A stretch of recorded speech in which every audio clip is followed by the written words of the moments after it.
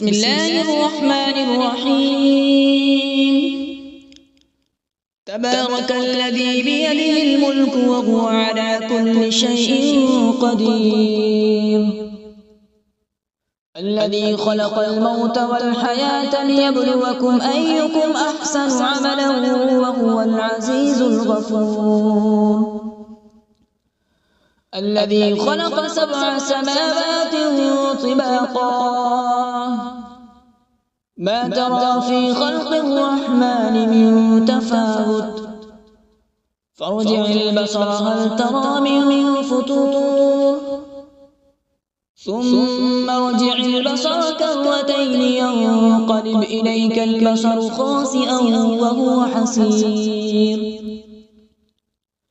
ولقد زينا السماء الدنيا بمصابيح وجعلناها رجوما للشياطين وأعتدنا لهم عذاب السعير. وللذين كفروا بربهم عذاب جهنم وبئس المصير. إذا ألقوا فيها سمعوا لها شهيقا وهي تفور تكاد تميز من الغيظ كلما ألقي فيها فوج سألهم خزنتها ألم يأتكم نذير قالوا بلى قد جاءنا نذير فكذبنا وقلنا ما نزل الله من شيء إن أنتم إلا في ضلال كبير.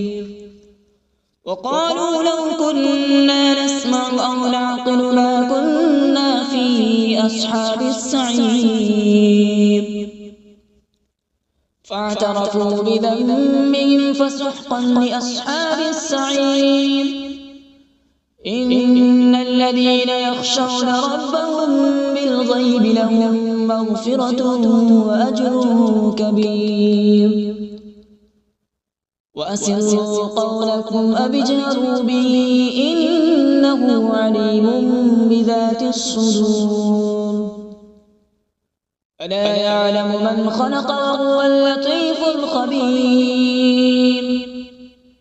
هو الذي جعل لكم الأرض ذلولا فامشوا في مناكبها وكلوا من رزقه وإليه النشور.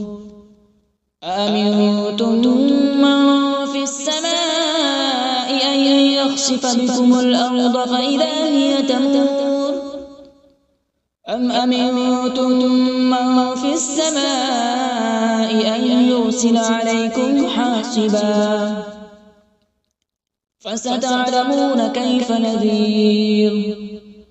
ولقد كذب الذين من قبلهم فكيف كان نكير.